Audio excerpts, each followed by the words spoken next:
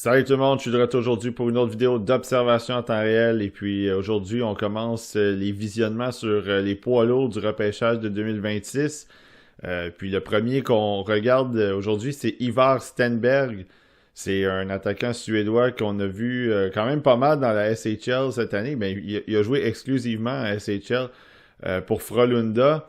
Mais c'est un gars qu'on connaissait déjà depuis quand même quelques années. Il avait participé au U17, au U18, au Linka Gretzky, au Défi Juniora, donc les moins de 19 ans, représenter la Suède avec brio. Il a souvent eu d'excellents tournois, ramassait beaucoup de points, était beaucoup, on le voyait beaucoup sur la glace. Euh, Puis là, ben, c'est un jeune, évidemment, c'est un late, mais quand même, il joue dans la SHL, il a un rôle assez important dans cette équipe-là, à Frölunda. Ramasse des points aussi en même temps, donc très intéressant. Il y a des personnes qui l'ont deuxième sur leur liste derrière McKenna. Il est universellement, je pense, dans le top 5, ou en fait, la majorité l'ont dans le top 5. Donc, je pense que ça vaut la peine de le regarder. Je pense que ça vaut la peine de le voir parce que moi, je trouve qu'il non seulement il a du talent, mais il est dynamique. Je trouve qu'il a... Oui, il joue un peu en périphérie, mais je trouve qu'il est capable d'attaquer le couloir du centre aussi, capable d'aller au filet, une excellente vision. Je pense qu'on risque de le voir. En fait, il n'y aura pas l'occasion de froisser son habit longtemps au repêchage. Donc, on va le regarder pour deux matchs très récents dans la SHL. Donc, 30 octobre et le 1er novembre. Et c'est des matchs de la SHL. Donc, quand même, c'est la meilleure ligue en Suède. De voir un jeune comme ça se démarquer dans cette ligue-là, c'est quand même très intéressant. Donc, on va voir si on peut noter l'ensemble de ses qualités, puis si aussi il peut peut-être améliorer certains aspects de son jeu, mais je trouve que c'est un joueur qui est très intéressant en ce moment, donc on va aller voir Ivar Stenberg. Donc, premier match de la vidéo d'Ivar Stenberg, c'est contre Växjö, les Lakers de Växjö. Puis Frölunda sont en rouge. Stenberg, 41, vous le voyez, appliquer de la pression, il était au centre. Donc, depuis le début de la saison, là, en comptant les deux matchs qu'on regarde aujourd'hui, il y a 12 points en 17 matchs. Il joue principalement sur le top 6, en fait, du côté de Frölunda. Puis c'est un joueur qui a... j'espère qu'on va bien le voir, là, quand il a la rondelle sur la palette. Souvent, ça va rapidement vers l'attaque. Souvent, il est impliqué dans les jeux offensifs. Vraiment, c'est un des play drivers, si vous voulez, de Frölunda. Donc, la rondelle passe beaucoup vers sa palette. Les attaques passent beaucoup par lui aussi. Puis, c'est quand même un gabarit qui est intéressant. Il est 6 pieds 180 environ. Donc, c'est un gabarit assez standard, là, si vous voulez, dans le hockey. Mais en considérant qu'il va probablement ramasser un 10-15 livres de plus du côté quand il va arriver dans la Ligue nationale, je trouve ça quand même bien parce que là, si ça l'amène à 6 pieds, 195, s'il est capable de garder une bonne vitesse, un petit peu plus de coffre, donc ça lui permet de garder la rondelle un peu plus, je pense que ça pourrait vraiment l'aider à pas juste ramasser des points dans la Ligue nationale, mais aussi avoir un impact physique, un impact un peu plus côté robustesse, protection de rondelles. Donc, du côté de Stenberg, c'est ça. Il est quand même, il a pas froid aux yeux quand même. C'est un joueur qui a pas peur d'aller dans le trafic, il a pas peur d'aller le long des bandes, se faire bousculer un peu. Vous le voyez travailler justement avec la rondelle. Baisser l'épaule protège la rondelle. Donc, il a ça en lui, il a cette touche-là un peu, pas nécessairement physique de mise en échec violente, mais de jeu de contact un peu. Donc, accepter un peu le contact, la protection de rondelle, foncer au filet. Donc, je pense qu'on disait de lui un peu qu'il était en périphérie. Je pense que oui, mais c'est pas...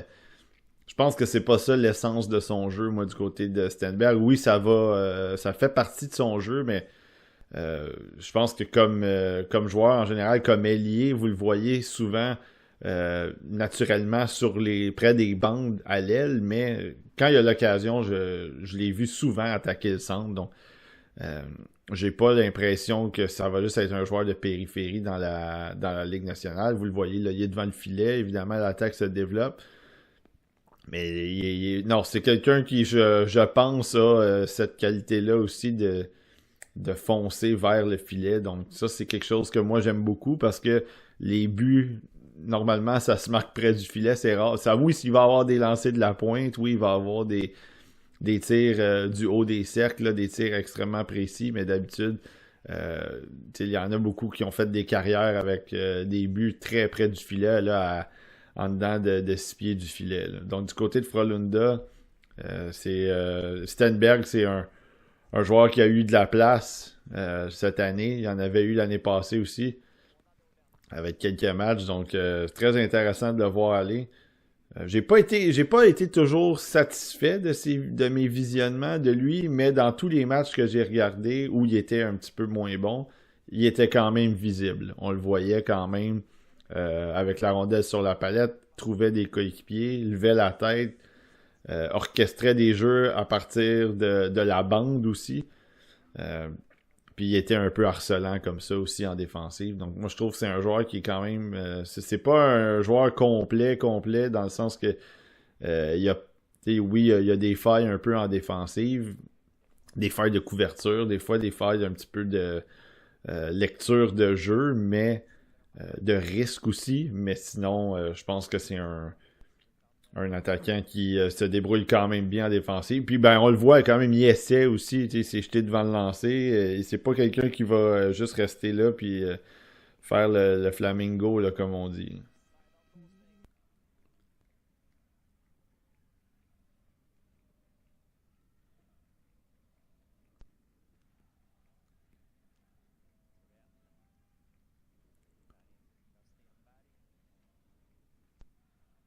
Avantage numérique, vous voyez du côté gauche. Ça, c'est une belle passe dangereuse dans l'enclave comme ça.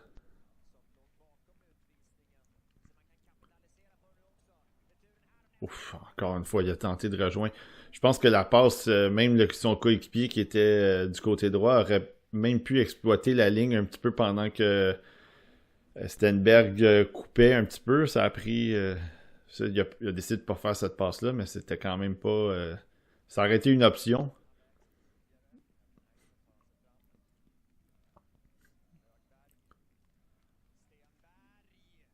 Ouais, bon lancer encore.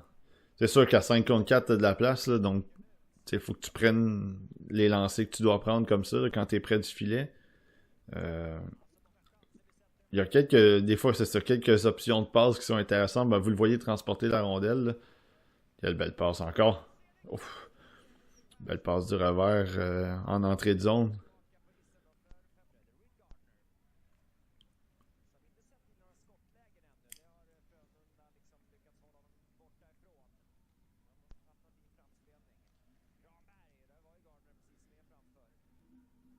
Ça, c'est ça en défensive, c'est que là, il a couvert un joueur, après il a couvert l'autre joueur. Des fois, il faut quand même faire attention pour pas trop sortir du jeu. Mais l'intensité, elle est quand même là. J'ai quand même bien aimé le voir être combatif, essayer de bloquer les deux lancers, essayer de déranger du moins. Hop, là, il a fait un. Ah, mais est-ce que. Non, il n'y a pas de pénalité.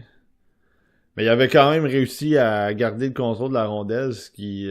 Deuxième effort là-dessus, il avait perdu pied, il s'est relevé.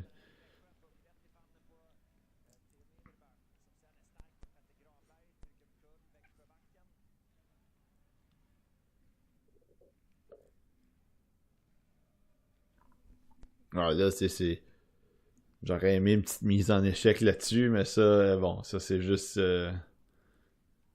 moi, là. Je veux pas, je veux pas non plus lui faire perdre des points pour ça.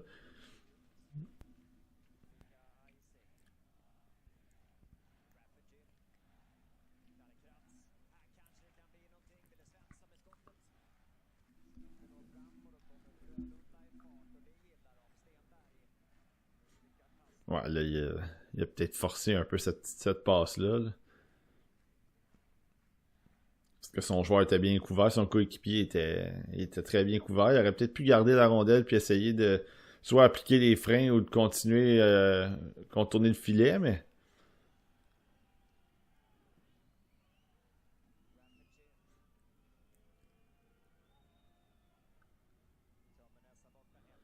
ouais, là, le défenseur et lui, je pense que ça a été long à réagir, là. La rondelle longeait la bande, mais on dirait que personne ne voulait la récupérer.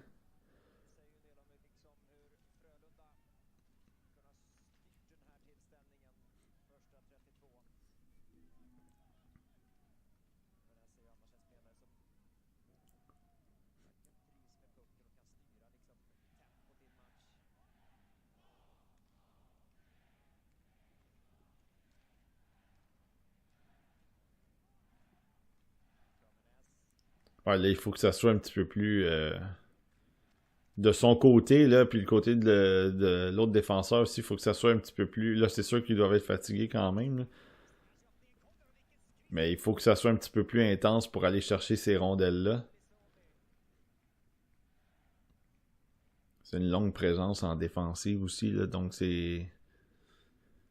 Il y a peut-être un peu de fatigue qui s'est installée, mais ils ont eu l'occasion de la sortir. Malheureusement, ça n'a pas été réussi. Fait que, ils sont un petit peu. Ouais, là, ils sont chanceux, mais ils étaient un petit peu les artisans de leur propre malheur, là. 0 en 2, l'avantage numérique 4 tirs. Donc,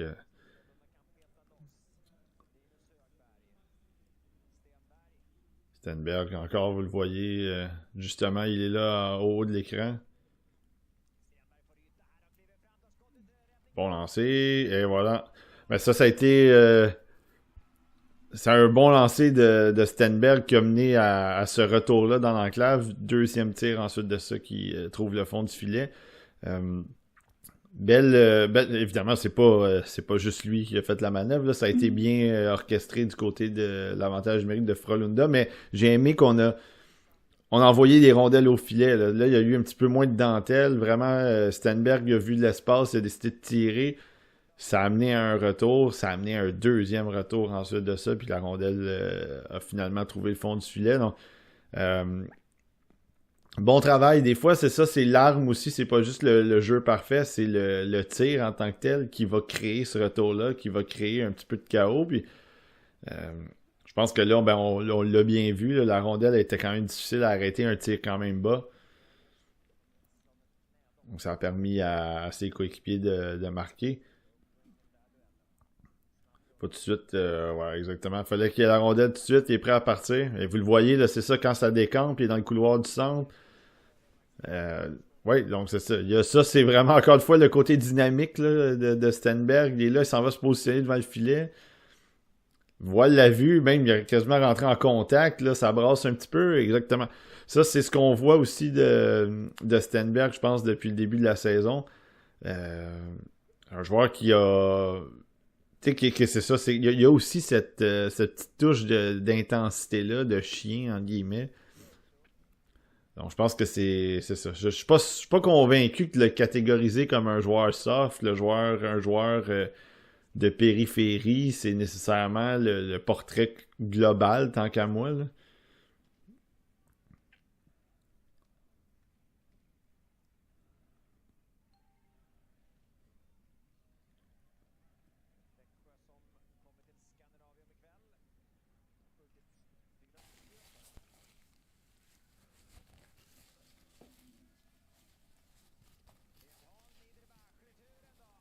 Encore une fois, de la combativité devant le filet. Un bon lancer de son coéquipier aussi, par exemple. Encore une fois, un retour difficile à maîtriser. Stenberg qui était là, encore un peu de combativité.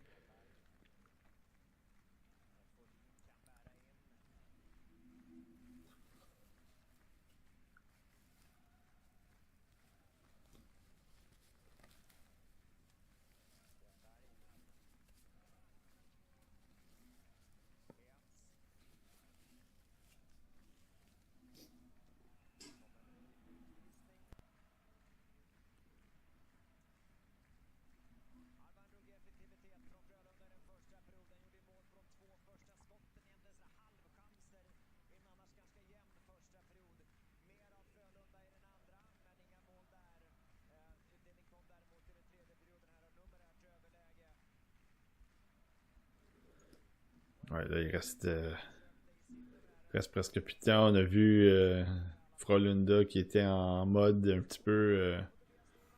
et voilà, ça se termine comme ça. Euh, bon match en fait pour Stenberg, mais ben, tu sais, Frolunda dans l'ensemble, là, je pense qu'ils ont bien joué. On a vu à quel point c'était une domination. Je pense qu'à un certain moment, c'était 28-10 les tirs. On était en troisième période, donc ça a quand même ça donnait l'allure du match un peu. Euh, Bon travail de Stenberg dans ce match-là. Il y a eu de l'intensité, il a été au filet, décoché de bons lancers. Euh, Tenté de créer quelques petits jeux avec sa vitesse, son dynamisme. Donc, quand même une bonne performance pour lui. Je sais pas si, après ce match-là, je sais pas pour vous si ça vous sonne top 3, mais en tout cas, c'est sûr que pour moi, c'est un... Dans ce qu'on voit là, par rapport à plusieurs autres attaquants, c'est quand même dans le très haut niveau. J'ai de la misère à voir en ce moment d'autres attaquants qui sont aussi impliqué que lui, dans le sens que là, il joue avec contre des hommes dans la SHL, puis il réussit à se démarquer. Donc, il n'y a pas beaucoup d'autres attaquants, tant qu'à moi, qui peuvent être dans cette discussion-là du côté du top 3, top 5, avec Stenberg, avec McKenna, Belchetz.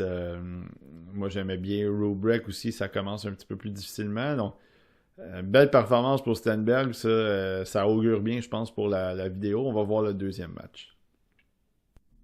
Donc, deuxième match de la vidéo, Divar Stenberg, puis sont encore... Frolunda est encore en rouge, puis Stenberg a encore le numéro 41, qu'on va, j'imagine, apercevoir dans quelques instants. Il est bel et bien sur la glace, mais où? Ça, c'est la discussion. Il est en haut. Il est au milieu, même. Là. Vous le voyez travailler le long de la bande. Donc, c'est ça. Comme je disais, premier match quand même très intéressant. Il est allé chercher une mention d'aide aussi, mais une mention d'aide grâce à un très bon lancer. Ben, c'est ça. La petite touche physique. Ça, des fois, la touche physique, par exemple, j'aimerais qu'il en donne un petit peu plus. Compléter un peu plus de mise en échec, un petit peu plus...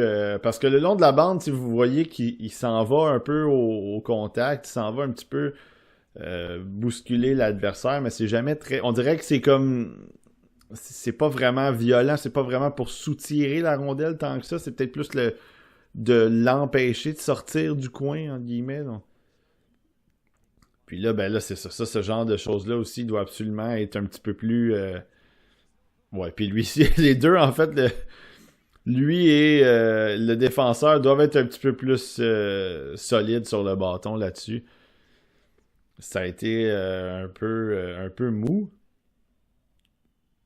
Donc, j'espère que ça va pas donner le ton pour son deuxième match du côté de Stenberg, parce que c'est ça, il s'était tellement bien débrouillé dans le premier. Puis, bon, on vient de voir un but en plus de ça de Färjestad.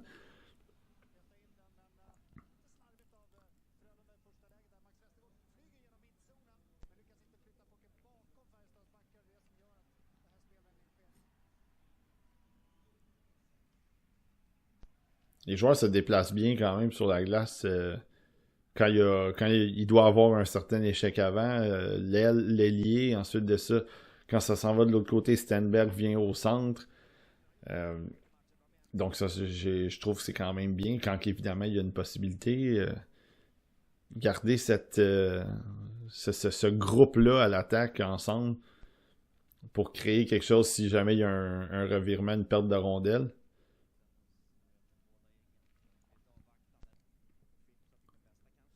Voilà, si la mise au jeu ouais, il était positionné aussi pour décocher un bon lancer si jamais la mise en jeu était gagnée un peu plus franche. Vous le voyez avec la rondelle, là.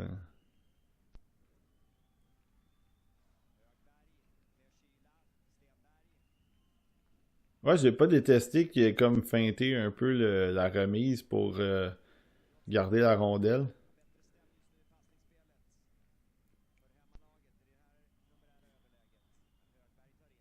à travers la boîte. Ouais, ouais, c'était pas mauvais comme jeu.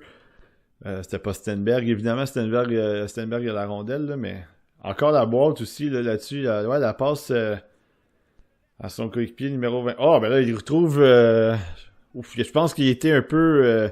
c'est un bon lancer sur le retour, mais je pense qu'il était un peu surpris de voir que le, le gardien avait pas eu le temps de se replacer. Ben, en fait, c'est pas qu'il a été surpris, mais il a surpris le gardien de cette façon-là. Vous venez de voir les points en bas, là, les joueurs recrues. Eddie Genborg qui mène. Ben, en fait, les deux sont à égalité maintenant avec 12 points. Il y avait Frondel qui en avait 10 aussi, qui était troisième. Donc, c'est quand même... ça donne aussi le portrait de la saison de Stenberg, là, qui vraiment est en train de se démarquer. Puis Genborg, bon, lui, il a déjà été repêché. Donc, comme Frondel d'ailleurs, donc c'est sûr qu'ils ont peut-être un petit peu plus d'expérience dans la SHL. Ouais, Stenberg avait goûté un petit peu. Là.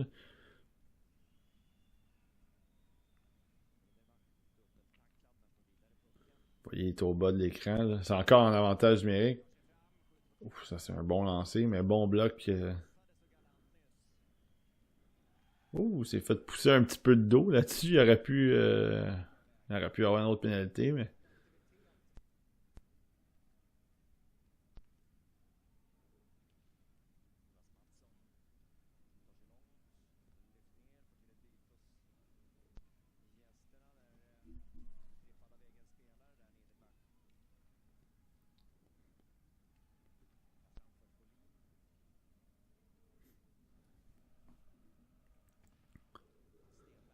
Ouais, c'est.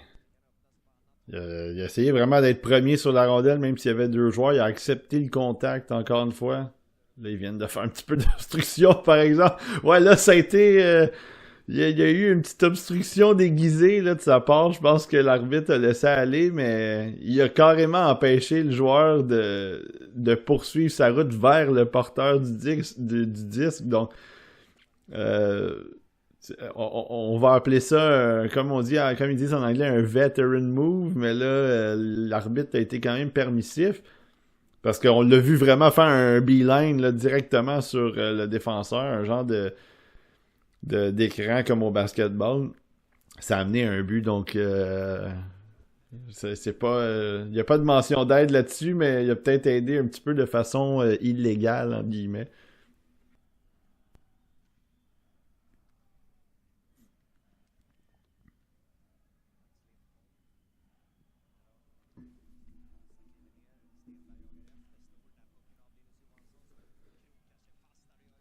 Ouais, encore une fois, là-dessus, il était pourchassé par un joueur ennemi. Il a quand même protégé la rondelle. Il l'a laissé vers l'arrière, mais c'est sûr que c'est pas évident non plus pour les joueurs de Frolunda. Tu t'en vas chercher la rondelle, puis tu te fais aussi déjà attaquer. Ça a été une mauvaise passe de la part de son défenseur, parce que le jeu semblait sous contrôle, mais avec Stenberg, encore une fois, qui l'avait laissé.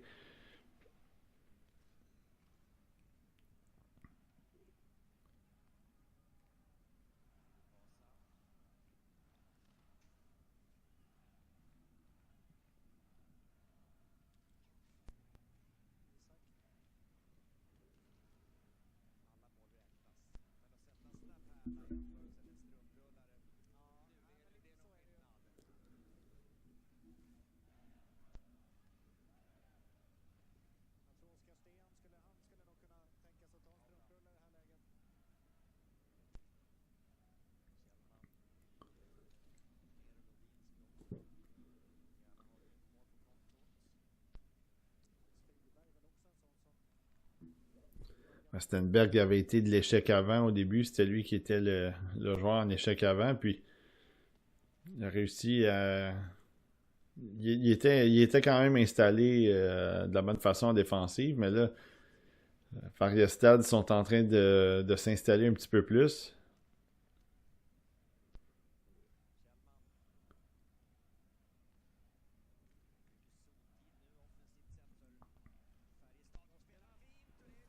Ouf.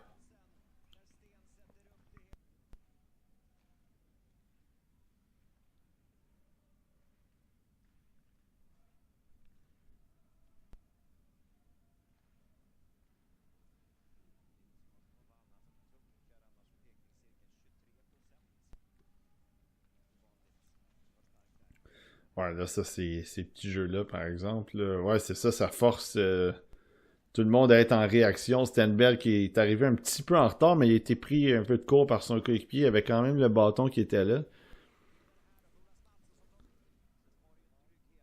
Donc ça, faut faire attention de leur côté parce qu'ils sont très... c'est ça, des fois, des petits pivots comme ça, puis la rondelle sort pas.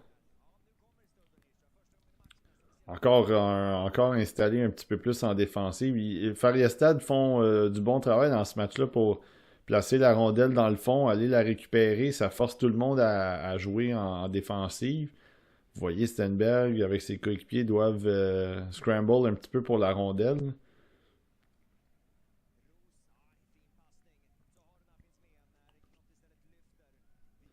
Puis là, ben c'est ça, ça te force à aller gagner tes batailles, ça te force à être intense. Ouais, là, l'espace que Stenberg a créé en fonçant au filet, il n'y avait pas personne qui avait appuyé, par exemple, pour la peut-être la passe transversale. Vous le voyez encore au filet. Ben, il s'en allait se diriger vers le centre au moins.